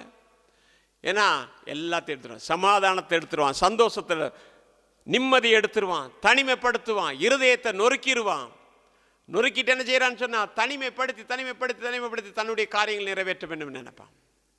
அருமையான கர்த்தருடைய பிள்ளை, அன்பான தேவஜனமே, அப்படியா இருந்தா பிசாசுடைய ஒரு நோக்கம் அது. நீங்க வேதத்தில் பார்க்கும் பொழுது பார்த்தீங்கன்னு சொன்னா, பார்வோன் சொல்லுகிறான் எப்படி என்று சொன்னால், இஸ்ரவேல் ஜனங்களை குறித்து ஒரு உபாயம் பண்ணணும். ஏன்னா அவங்க நல்லா ஆசீர்வதிக்கப்படுகிறார்கள், நல்லா இருக்கிறாங்க, சந்தோஷமா இருக்கிறாங்க. எந்த நாள் அவங்க அப்படி இருக்கக்கூடாது. சத்துருடைய திட்டமே அதுதான். குடும்பங்கள், சபைகள், தனிப்பட்ட வாழ்க்கையில் இருக்கிற சந்தோஷத்தை எப்படியெல்லாம் பறிக்க முடியுமோ அதற்காக அவன் உபாயம் பண்ணுகிறவனாக இருக்கிறான். தேவ ஜனங்கள் தெளிவுள்ளவர்களாய் நாம் காணப்படணும். ஒருவருக்காக ஒருவர் பாரப்பட்டு ஜெபிக்கிறவர்களாய் காணப்படணும். அருமையான கர்த்தருடைய பிள்ளை, அன்பான தேவஜனமே, இங்க நீங்க பாத்தீங்கன்னா ஏசாயா தீர்க்கதரிசன புத்தகத்துல 36 அதிகாரம் 17 வசனத்துல அங்க என்ன சொல்லப்படுகிறது சொன்னா, வந்து ராப்சாக் சொல்லுகிறான், இதை விட மேலானதை நான் தருவேன். ஏன் தான் அவங்ககிட்ட தான் ஒழுங்கா தான் இருக்கிறாங்களே. வாசிங்க அந்த வசனத்தை. நான் வந்து உங்களை தானியமும் திராட்சை தோட்டமும் உள்ள தேசமும் அப்பமும் திராட்சரசமும் உள்ள தேசமும் ஆகிய உங்கள் தேசத்துக்கு ஒப்பான தேசத்துக்கு அழைத்து கொண்டு போகும் அளவும். என்னத்துக்காக? இங்கதான் ஒழுங்கா தான் இருக்கிறாங்களே, அவங்க இருக்கலாமே. இல்ல, வேற உங்களுக்கு நல்லதை தருவேன், வேற உயர்வானதை தருவேன், வேற விதமான ஆசீர்வாதங்கள் எல்லாம் உங்களுக்கு வரும். சத்துரு எங்கெல்லாம் யாரை விழத்தள்ளலாமோ அப்படி விழத்தள்ளுகிறதற்காக ரட்சிக்கப்பட்ட ஞானஸ்நானம் பெற்ற ஊழியம் செய்கிற எத்தனையோ பரிசுத்தவான்களை கூட இன்றைக்கு விழத்தளிட்டான். நீங்கள் கேள்விப்பட்டிருப்பீங்க செய்திகள். அப்படிப்பட்ட கடைசி நிலைமைகளில் தான் நாம் இருக்கிறோம். ஏனென்றால் அது எப்படியாவது தன் வாளால் இழுத்து நட்சத்திரங்களுக்கு கீழே போடன்றது தான் அதனுடைய எண்ணம். எவ்வளவு தூரம் வஞ்சிக்க முடியுமோ வஞ்சிக்கலாம் என்று சொல்லிதான் கர்த்தருக்காக ஓடத்தக்கதான கால்களை முடக்கி போட வேண்டும் சத்துருடைய திட்டம். ஆனால் தேவன் அந்த திட்டத்தை முறியடிப்பார் இந்த நாளிலே. அருமையான கர்த்தருடைய பிள்ளை, அன்பான தேவஜனமே, நான் செய்திக்கு எடுத்த வார்த்தை இப்பதான் வருது. என்னன்னு சொன்னா, நீங்க வாசித்து பாருங்க ஏசாயா தீர்க்க தரிசன புத்தகத்துல 36 அதிகாரம் 5 வசனம். யுத்தத்துக்கு மந்திர ஆலோசனையும் வல்லமையும் உண்டென்று சொல்லுகிறாயே, அது வாய் பேச்சே என்று வேறல்ல. நீ என்னை விரோதிக்கும்படி யார் மேல் நம்பிக்கை? நல்ல கவனிங்க. நீ என்னை விரோதிக்கும்படி யார் மேல் நம்பிக்கை வைத்திருக்கிறாய்? சாத்தானுடைய ஒரே ஒரு கேள்வி இதுதான். என்னை விரோதித்து விட்டு யாருக்கு மேல நீ நம்பிக்கை வைக்க போற? அங்கிருந்து நீங்க பாத்தீங்கன்னா சனகரை பங்கிருந்து ராப்சாக்கை அனுப்புகிறான். ராப்சாக் வந்து என்ன சொல்லுகிறான் என்று சொன்னா, அவன் தூசிக்கிறான். தூசித்துட்டு எசேக்கியா உங்களை நம்ப பண்ணுவான், ஆனால் நீங்க நம்பக்கூடாது, நீங்க நம்பக்கூடாது. அந்த காரியத்தை சுருக்கம் சொல்லிட்டு நான் பெற போறேன், சரியா? நம்பக்கூடாது. எனவே நீங்க எல்லாரும் எங்களுக்கிட்ட வரணும் அப்படின்னு அவங்க 3 பேரும் வந்து என்ன செஞ்சாங்கன்னு சொன்னா, ராஜா கிட்ட சொன்னாங்க, ராஜா ராஜா ராப்சாக் வந்து இப்படி சொல்லிட்டு போறாய்யா, அவங்க கைக்கு யாரையுமே தப்பு வைக்கப்பட முடியும். ஏன்னா அவன் எல்லா ராஜ்யங்களையும் பிடிச்சிட்டான். இதை பிடிக்கிறதுக்காக இதை பிடிக்க முடியாது. ஏனென்றால் இந்த ராஜ்யத்திற்காக கர்த்தர் இருக்கிறார் என்பதை அவன் அறியாதிருந்தான். எசேக்கியா என்ன செய்தான் சொன்னால், ஏசாயாவின் இடத்துல அனுப்பினான். ஏசாயா அங்கிருந்து பார்த்துட்டு அவர்களோட பேசும் பொழுது கர்த்தர் சொன்னாரு, அது நிறைவேறாது, அது நடப்பதில்லை என்று போய் சொல்லு. அவன் தன் தேசத்துக்கு போகும்போது அந்த தேசத்தில் அவன் கொல்லப்படுவான் என்று சொல்லு, நீ பயப்பட வேண்டாம் என்று சொன்னாரு. எனக்கு அருமையான கர்த்தருடைய பிள்ளை, அன்பான தேவஜனமே, இன்றைக்கும் கூட பிசாசு பலவிதத்திலும் பல காரியங்களை செய்ய வேண்டும் என்று திட்டம் பண்ணினாலும், ஒரு எசேக்கியாவை போல நானும் நீங்களும் தேவனுக்கு முன்பதாக உத்தமமாய் நடப்போம் என்று சொன்னால், நமக்கு விரோதமாக போட்டிருக்கிற எல்லா கொத்தலங்களையும் கர்த்தர் உடைத்தெறிய உண்மையுள்ளவராக இருக்கிறார். அது மட்டுமல்ல, அந்த இடத்திலே இல்லாமல் போகத்தக்கதாக கர்த்தர் செய்வார். இன்றைக்கு கூடி இருக்க கர்த்தருடைய பிள்ளை, அன்பான தேவஜனமே, அது எங்க உங்க வீட்டிலே இருக்கலாம், வேலத்திலமா இருக்கலாம், போக்குல இருக்கலாம், வரத்துல இருக்கலாம், பக்கத்து வீட்டுக்காரனா இருக்கலாம், எங்கேயோ ஒருத்தனை வைத்து பிசாசு பல காரியங்களை செய்ய வேண்டும் என்று திட்டம் பண்ணி இருந்தாலும் கூட ஆண்டவருடைய பிள்ளைகள் கர்த்தருக்குள்ளே சரியாக இருப்பார்களே. ஆனால் தேவன் அவர்களுக்கு கொடுக்கிற காரிய வார்த்தை என்னவென்று சொன்னா, அப்படி நடப்பது இல்லை, நீ பயப்படாதே என்கிறது மட்டும்தான். தேவன் நம்மை அவ்விதமாக பாதுகாத்து வழி நடத்த உண்மையுள்ளவராக இருக்கார். இப்போ என்ன நடக்கிறேன்னு சொன்னா, 2வது நீங்க பாத்தீங்கன்னாக்கோ 34 வசனத்தை வாசிங்க. ரப்சாக்கே அவர்களை நோக்கி, அசீரியா ராஜாவாகிய மகாராஜாவானவர் உரைக்கிறதும் நீங்கள் எசேக்கியாவுக்கு சொல்ல வேண்டியதும் என்னவென்றால், நீ நம்பியிருக்கிற இந்த நம்பிக்கை என்ன? என்னது? நீ நம்பியிருக்கிற இந்த நம்பிக்கை என்ன? ஏன் கையிலிருந்து தப்பு வைக்க முடியுமா? ராஜா எல்லா இடத்தையும் கைப்பற்றிட்டாரு. எசேக்கியா சொல்லுவான், கர்த்தர் உங்களை பாதுகாப்பாரு, கர்த்தரை நம்புங்க, கர்த்தரை நம்புங்க அப்படின்னு சொல்லுவான். ஆனால் அது வாய்ப்பேச்சு மட்டும்தான். எனவே என்னை விரோதித்து நீ யாரை நம்பிக்கொண்டு போற? பிசாசு இன்றைக்கு நமக்கும் இந்த காரியத்தை நம்முடைய வாழ்க்கையிலே செய்கிறவனாக இருக்கிறான். போராட்டங்கள், பிரச்சனைகள், தேவைகள், நெருக்கங்கள் வரும் பொழுது நம்பியிருக்கிற நம்பிக்கை என்ன? இது எத்தனை காலத்துக்கு நீ நம்ப போற? இந்த வியாதி உன்னை விட்டு எடுபட்டுருமா? உன் தேவை இப்படி சந்திக்கப்பட்டுருமா? உன் பிள்ளை வாழ்க்கையில் இது நடக்குமா?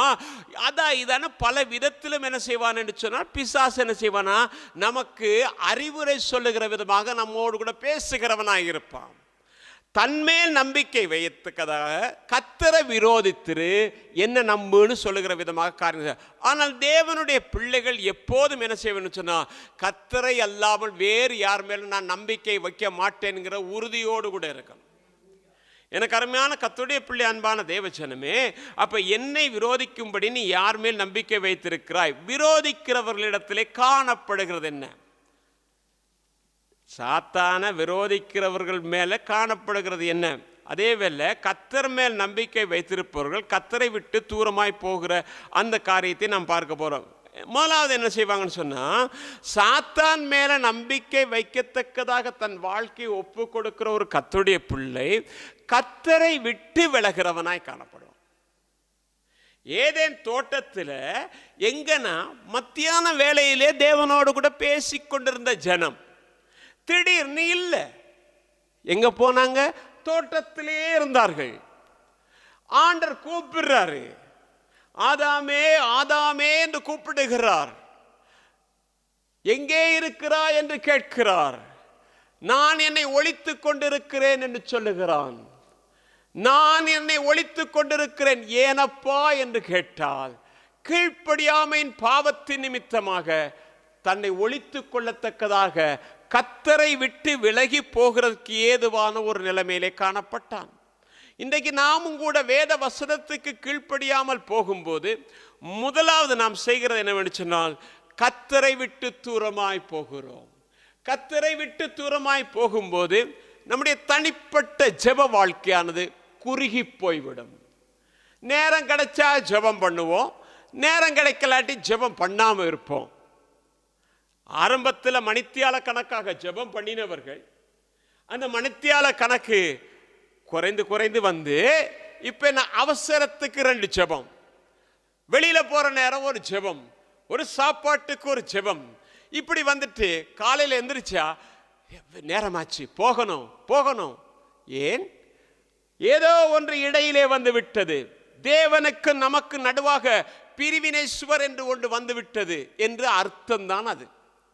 ஏனென்றால் பிசாசு ஏதோ ஒரு வகையில் வஞ்சித்து சில நேரம் பாருங்க, ராத்திரியா உட்கார்ந்து பார்த்துக்கிட்டே இருப்பாங்க. ராத்திரியா எல்லாம் தெரியும், ஆனால் காலையில் தேவ சமூகம்னா கசப்பா தெரியும். எனவே கொஞ்ச நேரம் படுத்துட்டு மறுபடியும் ஜெபிப்போன்னு நினைச்சா அடுத்தது 1 மணி நேரம் கழிச்சிரும். கழிச்ச நேரம் எந்திரிச்சு ஓடு வேலைக்கு. இதுதான் இன்றைக்கு நடந்து கொண்டிருக்கிறது. தனிப்பட்ட ஜெப வாழ்க்கை குன்றி போகும். 2வது, ஜெப வாழ்க்கை யாருடைய வாழ்க்கையில குன்றி போகிறதோ அவருடைய வாழ்க்கையில தேவனோடு இருக்கிற அந்த ஐக்கியத்தில் வேத வாசிப்பு இல்லாமல் போயிடும். வேதம் ஒரு மனிதன் வாசிக்காமல் அதை விட்டு விலகும் போது அவன் பாவத்தில் மூழ்கி விட்டான் என்பதுதான் அர்த்தம். ஏனென்றால் இந்த வேத புத்தகத்தின் மகத்துவத்தில் ஒன்று என்ன தெரியுமா? பாவம் செய்கிறவனை விட்டு விலகிறோம், அல்லது போனால் பாவத்தை விட்டு அவனை விளக்கும். இதுதான் இந்த புத்தகத்தினுடைய மேன்மை. அருமையான கர்த்தருடைய பிள்ளை, இன்றைக்கு ரொம்ப பேர் என்ன செய்யறாங்க? வேதத்தை ஆராய்கிறேன்னு சொல்லி தேவையில்லாத காரியத்தை எல்லாம் ஆராய்ந்து தேவையில்லாமல் தங்களுடைய வாழ்க்கையை நாசமாக்கி கொள்ளுகிறார்கள். அண்மை நாட்கள்ல நான் ஒரு வீடியோ பார்த்தேன். 20 வருஷமா போதகராக இருந்திருக்கிறான். 20ஆவது வருஷத்துல தான் இப்போ அவனுக்கு கண் தெரிஞ்சிருக்கா இது பொய்ன்னு.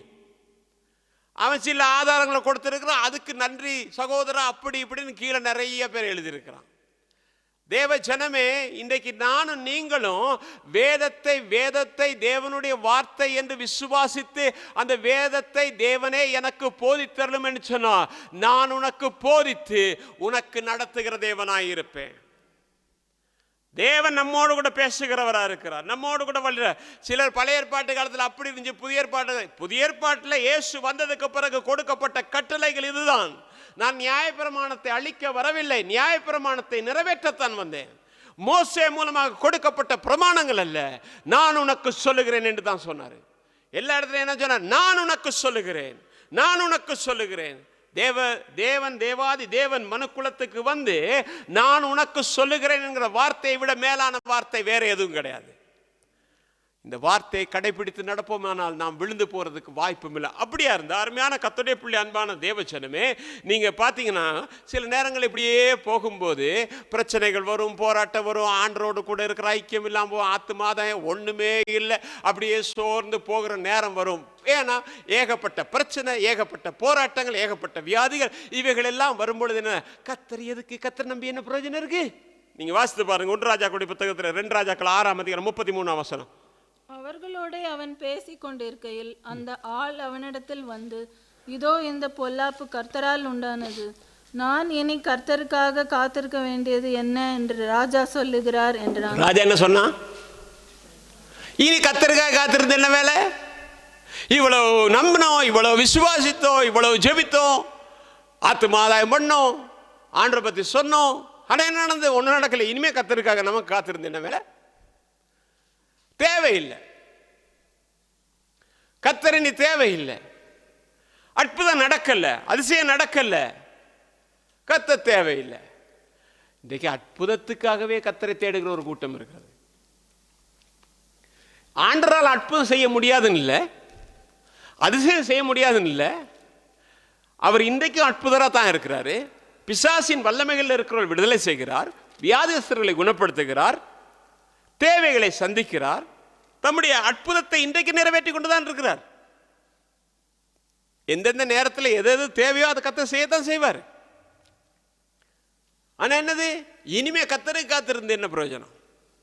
அப்படி வாழ ஆரம்பிக்கிறோடைய வாழ்க்கையிலே வாழ்க்கை நெறிமுறைகள் மாறும்போது அவருடைய வாழ்க்கை எப்படி இருக்கும், அவருடைய வாழ்க்கையில என்ன வெளியரங்கமாய் காணப்படும் என்றால், கலாத்தியருடைய புத்தகத்தில் 5ஆம் அதிகாரம் 19 வாசிங்க.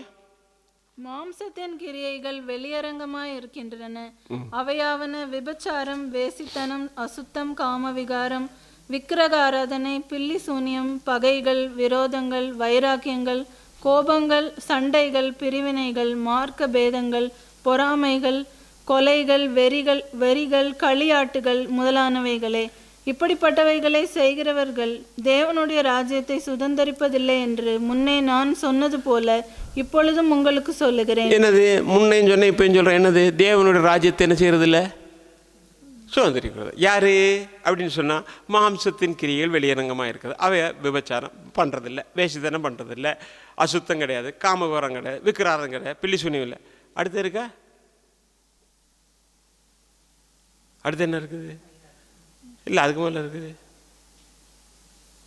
வேதத்தை பாருங்களே, வேதத்தை பாருங்க. எல்லார் கையிலும் வேதம் இருக்கிறது. வேதத்தை கொஞ்சம் கவனிங்க, திறந்து பாருங்க. சிஸ்டர் வாசிச்சிங்க, சொல்லுங்க சிஸ்டர். விக்கிராராதனை இல்லை, பில்லி சூனியம் இல்லை, இல்லை.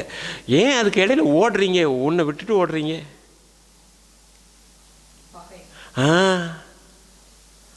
செத்தாலும் என்னது, செத்தாலும் நீ செத்த பிறகு உன் கதையே என்னன்ற தெரியாது.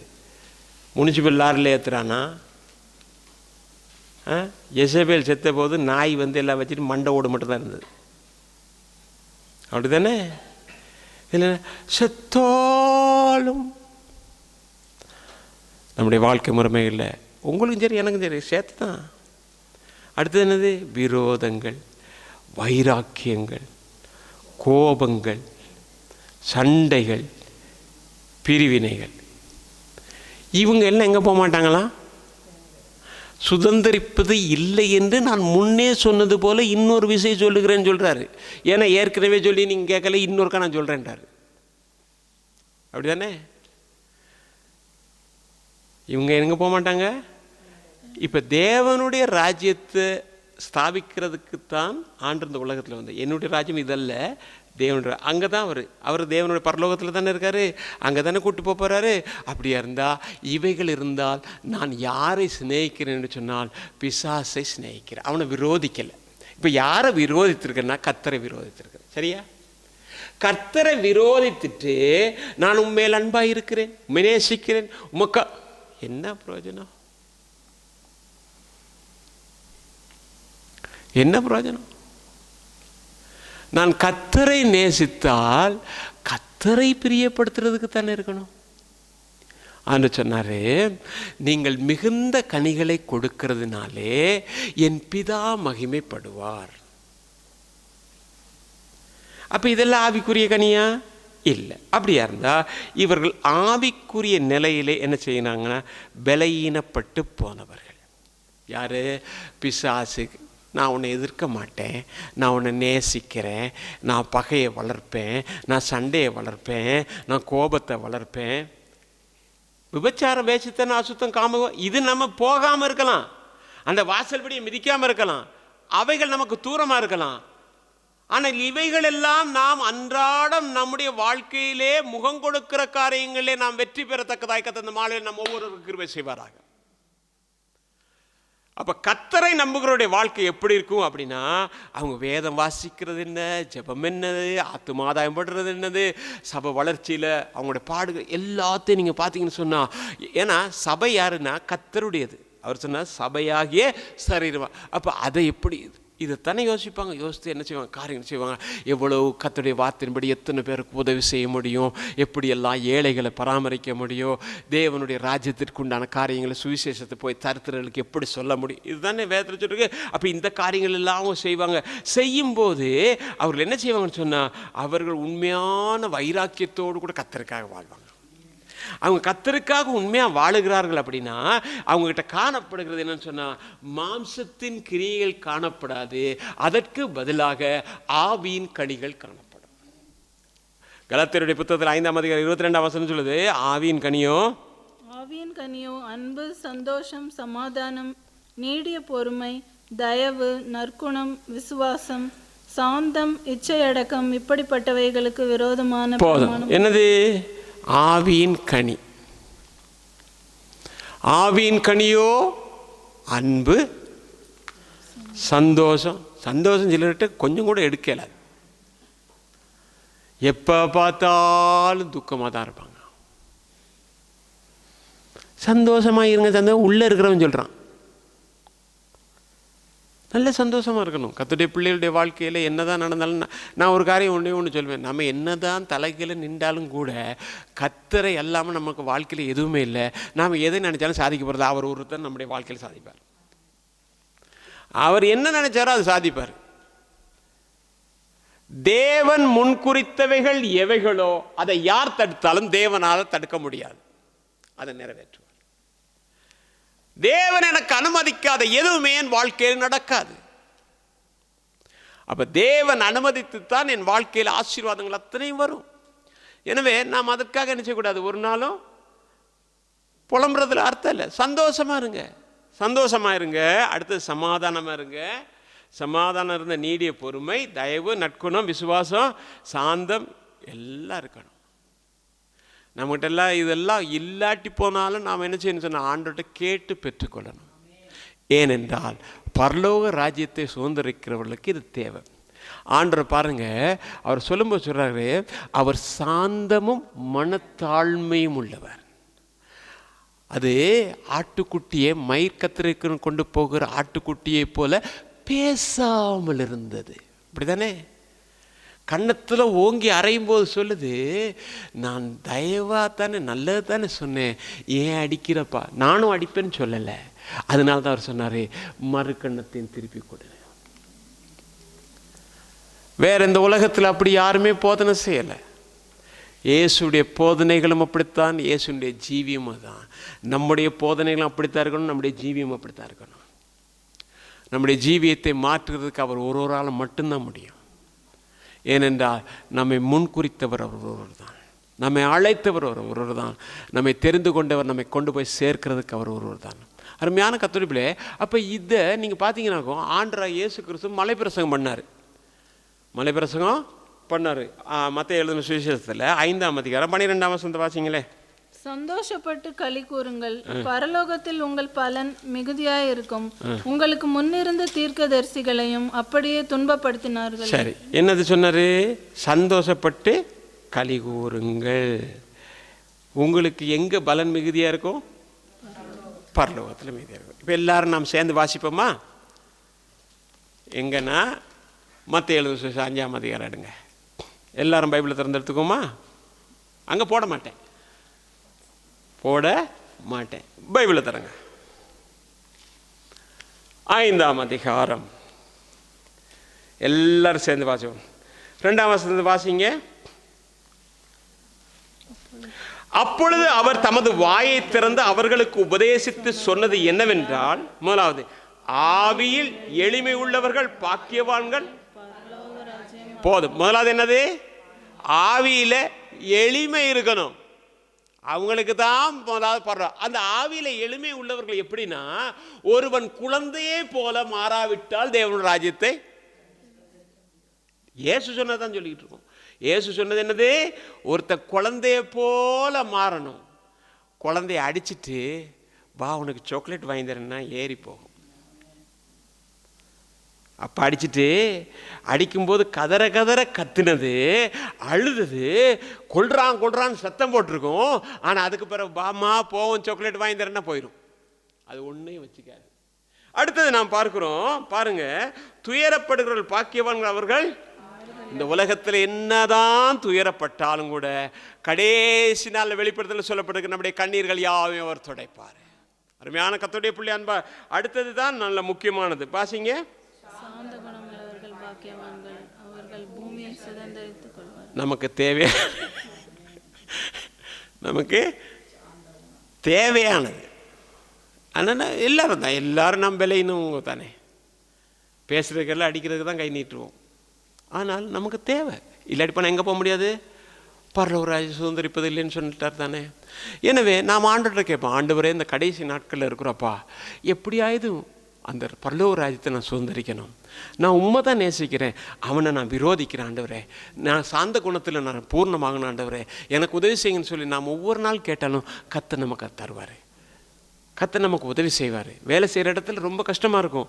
ஆனால் நீங்கள் கேட்டு பாருங்கள், கர்த்தர் அந்த இடத்துல நம்ம நிப்பாட்டாமல் வேறு இடத்துக்கு கொண்டு போய் நம்ம என்ன செய்வாங்க? சரியான பாதையில் நடத்துகிறோம். அடுத்தது பாருங்கள், நீதியின் மேல் பசுத்தாகம் உள்ளவர்கள் பாக்கிய அவர்கள் என்ன செய்வாங்க? அப்புறம் இரக்கமுள்ளவர்கள் பாக்கியவான்கள் இரக்கம் பெறுவா. இரக்கம் இருக்கணும், மற்றவங்க மேலே இரக்கம் பாராட்ட. எச்சிக்கையால் காகம் கூட விரட்ட மாட்டான். எந்திரியா சோறு அப்படி இருக்கக்கூடாது. கிறிஸ்தவர்கிட்ட தாராள மனப்பான்மை இருக்கணும். கொடுங்க. கொடுக்கிறவர்கள் தேவனுக்கு கொடுக்கிறார்கள். அவர் என்ன தெரியுமா சொன்னார்? எனக்கு கடன் பெருசாக அப்படி சம்பளத்தை கொண்டு போய் கொடுங்கன்னு சொல்ல, ஏதாவது ஒரு சின்ன உதவி செய்யுங்க யாருக்காவது. எத்தனையோ பேர் பசியில் இருக்காங்க, எத்தனையோ பேர் கண்ணியில் இருக்காங்க, எத்தனையோ பிள்ளைகள் நாங்கள் பார்க்குறோம். எங்கிட்ட சொல்லுவாங்க, படிக்கிறதுக்கு எல்லா பாடங்களும் பாஸ் பண்ணி ஆனால் தொடர்ந்து படிக்கிறதுக்கு வாய்ப்பு இல்லை, ஏன்னா குடும்பத்தில் இருக்கிற நெருக்கமான சில சூழ்நிலை என்று சொன்னாங்க. அப்படிப்பட்ட பிள்ளைகளோட காரியங்கள் உங்களுக்கும் கேள்விப்பட்டிருக்கோம். சபைக்கு கொண்டு வந்து கொடுத்துட்டு தான் செய்யணும்ல, தனிப்பட நீங்கள் செய்யுங்க. நீங்கள் செய்யும்போது நீங்கள் விதைக்கிறீங்க. நீங்கள் விதைக்கும்போது உங்கள் பிள்ளைகளுக்கு கர்த்தர் அதை செய்வார். ஏன்னா ஆசீர்வாதம் சந்ததி சந்ததியாக தான் போன்றிருக்குது. 1000 தலைமுறைகளுக்கு ஆசீர்வாதம் இருக்கு. நாம் செய்கிறது இன்றைக்கு நாம் கண்ணை மூடினாலும் நம்முடைய சந்ததிகளுக்கு கர்த்தர் வர தாமதித்தால் இருக்கும். உதவி செய்யுங்க. யாரோ கஷ்டமாக இருந்து ஒரு பெரிய இதில் இருக்கிறாங்களா, அவங்களுக்கு ஒரு நேரம் சாப்பிட்றத கொடுங்க. நான் சில சாட்சி சொன்ன அந்த வீடியோ போகும்போது அவங்களுக்கு தெரியும் என்ன சொல்ல. ஆனால் உங்களுக்கு தெரியும் தானே, பலருடைய நிலைமைகள் தெரியும். எவ்வளவு முடியுமோ கொஞ்சம் கொஞ்சம் கொஞ்சம் உன் அப்பத்தை தண்ணீர் மேலே போடு, அதை என்ன செய்ய, பங்கிட்டு கொடு. அப்படி தானே இருக்கிற கொஞ்சத்தை பங்கிட்டு கொடுத்து பாருங்க, கர்த்தர் நிச்சயமாக ஆசீர்வதிப்பார். அருமையான கர்த்தருடைய பிள்ளை. அப்புறம் இருதயத்தில் தேவனை தரிசிப்பார். இருதயம் எப்படி இருக்கணுமா? அப்போ சுத்தமுள்ளதாக இருக்கணும். அதனால தான் தாவீது சொன்னான், சுத்த இருதயத்தை என்னே சிருஷ்டியும் ஆண்டவரே, நிலைவரமான ஆவி என்ன தாங்க. அது வந்தால் தான் உள்ள என்ன செய்யலாம்? பரிசுத்த ஆவியானவர் என்ன செய்யலாம்? கிரியே செய்ய முடியும். சுத்த இருதயம் நம்மகிட்ட எல்லாம் சுத்த இருதயம் இருக்கிறது, அதுக்காக ஸ்தோத்திரம். அப்போ இன்னும் அந்த இருதயம் என்ன சொன்னால் நாளுக்கு நாள் புதுப்பிக்கப்படணும். உங்கள் இருதயம் புதுப்பிக்கப்படுகிறதுனால நாம் மருவமாக்கணும். நாளுக்கு நாள் நம்ம இருதயம் சுத்தமாக இருக்கணும், புதுப்பிக்கப்படணும். அதாவது பகை வைர சாதாரணமாக இந்த உலகத்தில் பார்க்குற காரியங்கள் கூட நம்முடைய இருதயத்தை தீட்டுப்படுற காரியங்கள் இருக்கிறது. நாம் எவ்வளவு தான் பரிசுத்தமாக வாழ நினைச்சாலும் பிசாசு கொண்டு விதைக்கிற காரியங்கள் இருக்கிறது. எனவே அது நாளுக்கு நாள் பரிசுத்தப்படணும். எப்படி பரிசுத்தப்படணும்னா இயேசு கிறிஸ்துவினுடைய ரத்தத்தினாலே கழுவி கழுவி கழுவி கழுவி கழுவி கழுவி சுத்திகரிக்கணும். அதனால யோவான் சொல்லும்போது சொன்னார், பாவங்களை அறிக்கை செய்துகிறவனுக்கு அவருடைய ரத்தத்தினாலே மன்னிப்பு இருக்கிறது. அப்போ இருதயம்தான், இந்த இருதயம் முக்கியமானது. இயேசு கிறிஸ்து கூட சொன்னார், இருதயத்திலிருந்து புறப்படுறது என்னது அப்படின்னாரு. எனவே நம்முடைய இருதயம் அனுதினமும் பரிசுத்தமாகணும். இந்த அனுதினம் பரிசுத்தமான இந்த இருதயத்திலே கர்த்தர் வாசம் பண்ணுவார். ஆவியானவர் அங்கே நிலை கொண்டு இருப்பார். ஆவியானவர் நிலை கொண்டு இருந்தால் நம்முடைய வழிகளெல்லாம் ஸ்திரப்பட்டு கொண்டே போகும். அருமையான கர்த்தருடைய பிள்ளை, அன்பான தேவஜனமே, அடுத்து என்ன போட்டிருக்கு? சமாதானம் பண்ணுவார்கள் பாக்கியவான். யார் செய்வாத? தேவனுடைய புத்திரர் என்ன செய்வாங்க? சமாதானம் பண்ணுவாங்க. நம்முடைய வாழ்க்கையில் சமாதானம் பண்ணுறவர்களை காணப்படணும். நீதியின் மேல் துன்பப்படுகிற பாக்கியவான்கள் அவர் பரலோக ராஜ்யத்தை. அடுத்து, என் நிமித்தமாக உங்களை நிந்தித்து பலவிதமான தீமையான வார்த்தைகள் பேசுவார்கள்னா சந்தோஷமாக இருங்க. போய் நோட்டீஸ் கொடுங்க. பேசுகிறானா சந்தோஷமாக ஏற்றுக்கொள்ளுங்க. ஏன்னா பரலோக ராஜ்யத்தில் உங்கள் பகலன். அப்படி தானே போட்டிருக்கு, என் நிமித்தமாக. இன்றைக்கி பாருங்கள், அரசியல்வாதிக்காக எவ்வளோ உயிரை விடுறான். என்ன? ஆனால் கர்த்தருக்காக நாம் கர்த்தர் கிருபை செய்வார். அருமையான கர்த்தருடைய பிள்ளை, அன்பான தேவஜனமே, அப்படியா இருந்தால் இன்றைக்கு ஒருவேளை நான் ஆண்டவரை விட்டு கொஞ்சம் தூரம் போயிருப்பேன், கொஞ்சம் இல்லாமல் போயிருப்பேன். அப்படின்னா மறுபடியும் ஆண்டவர் கூப்பிட்றாரு. நான் என்ன சொல்கிறேன், நான் வசனத்தை மட்டும் நான் சொல்கிறேன். கூப்பிட்றாரு. நீங்கள் பார்த்தீங்கன்னாக்கா ஓசியா தீர்க்க தரிசன புத்தகத்தில் 2ஆம் அதிகாரம் 13 வாசிக்கும் பொழுது அவர் என்ன செய்கிறாருன்னு சொன்னால், அவளுக்கு நயங்காட்டி கூப்பிட்றாரு. வா, நான் உனக்கு நீ இழந்து போன அந்த திராட்சை தோட்டத்தை மறுபடியும் தர்றேன், நீ இழந்து போன சமாதானத்தை தர்றேன், நீ இழந்து போன சந்தோஷத்தை தர்றேன். அருமையான கர்த்தருடைய பிள்ளை, அன்பான தேவஜனமே, அப்போ என்ன சொல்கிறார்? நயங்காட்டி பட்சமாய் பேசுகிறார். பட்சமாய் பேசும்போது எப்படி பேசுகிறாருன்னா, எசேக்கியேல் 16:4-6 வரைக்கும் வாசிங்கன்னா தெரியும். எப்படின்னா அங்கே சொல்கிறாரு, நீ இப்படிப்பட்ட நிலையில் இருந்த, பிறந்த நாளில் உப்பால் சுத்திகரிக்கப்படல, யாரும் உன்னை கணக்கெடுக்கல, நீ தூக்கி எறியப்பட்டிருந்த, நான் ஏன் போர்வையை போட்டேன், நமக்கு ரட்சிப்பின் போர்வையை போட்டார், நம்ம யாரும் கணக்கெடுக்கல, அப்படியே தூக்கி எறியப்பட்ட நிலைதான் கர்த்தர் அவ்விதமாக சேர்த்தார். அருமையான கர்த்தருடைய பிள்ளை, அன்பான தேவஜனமே, இப்போ 15ஆம் வசனம் பார்த்தீங்கன்னா சொல்கிறாரு, நான் உனக்கு உன்னுடைய திராட்சை தோட்டத்தையும் அதே வேளை நம்பிக்கை நான் உனக்கு தருவேன். பேதுரு ஆண்டவருடைய வார்த்தை விசுவாசித்தவன், ஆண்டவருக்கு சீசனாக இருந்தவன் தான். என்ன செஞ்சான்னு சொன்னால், பேதுரு போய் ஆண்டவர் மறுதளித்தான், 3 முறை மறுதளித்தான். அதே வேளை அந்த பேதுருக்குள்ளே என்ன இருந்ததுன்னா, தேவனுடைய வார்த்தை. யோவான் 6ஆம் அதிகாரத்தில் பார்க்கும் பொழுதுன்னா, ஜீவன் உள்ள வார்த்தைகள் உம்மிடத்திலிருந்து அது எனக்குள்ளே வந்திருக்கிறது. இப்போ என்ன செய்கிறாருன்னா, போகிறாரு, போயிட்டு அவன் என்ன செய்ய, மீன் பிடிக்கிறதுக்கே போயிட்டான், மறுதளிச்சா மீன் பிடிக்கிறதுக்கு போயிட்டான். ஆனால் தேவ அன்பு விடலை. உள்ளே இருக்கிற அந்த ஆவியின் வரங்கள், அந்த வசனம் கிரியை செய்ய ஆரம்பிக்குது. என்ன நடக்குதுன்னா, ஆண்டவர் போகிறாரு, போயிட்டு அவனை பார்த்து எல்லாம் செஞ்சுட்டு கடைசி அவன்கிட்ட கேட்குறாரு, பேதுருவே நீ என்னை நேசிக்கிறாயாப்பா, என் மேலே அன்பாக இருக்கிறாயா? அவன் கடைசியாக 3ஆம் வருஷம், நான் உண்மையில் அன்பாக இருக்கிறதையும் நான் எந்த நிலையில் இதை செய்தேன் என்பதையும் நீர் அறிந்திருக்கிற. அப்படியா இருந்தா நீ புறப்படு. இன்றைக்கு அன்புள்ள ஒரு தேவன் நம்முடைய மத்தியில் இருக்கிறாரு. ஒருவேளை பிசாசுக்கு ஏதோ ஒரு வகையில் நாம் இடம் கொடுத்துட்டோம். இன்றைக்கு ஆண்டு சொல்கிறாரு, நீ பயப்படாத, நீ இழந்து போனதை நான் மறுபடியும் உனக்கு தருவேன். அந்த சமாதானத்தை, சந்தோஷத்தை, நித்திய வாழ்வினை உனக்கு தருவேன். நீ என்னோட பக்கத்தில் வந்துரு. நயங்காட்டி பேசுகிறாரு. வா, வனாந்தரத்தில் ஒரு பக்கத்தில் கூட்டு போய் நயங்காட்டி பேசுகிறாரு. இன்றைக்கு நம்மோடு கூட கர்த்தர் பேசியிருந்தால், இன்றைக்கு ஆண்டவர் கேட்குறாரு, நீ என்ன நேசிக்கிறாயா? பிசாசு சொல்கிறான், நீ யாரை விரோதிச்சுக்கிட்டு யாரை நேசிக்க? நான் உன்னை தான் விரோதிக்கிறேன், நான் இயேசுவை நேசிக்கிறேன். ஹல்லேலூயா. நாம் எல்லாரும் எழுந்திருப்போமா? ஆமென். ஆண்டவரே, சோதரிக்கு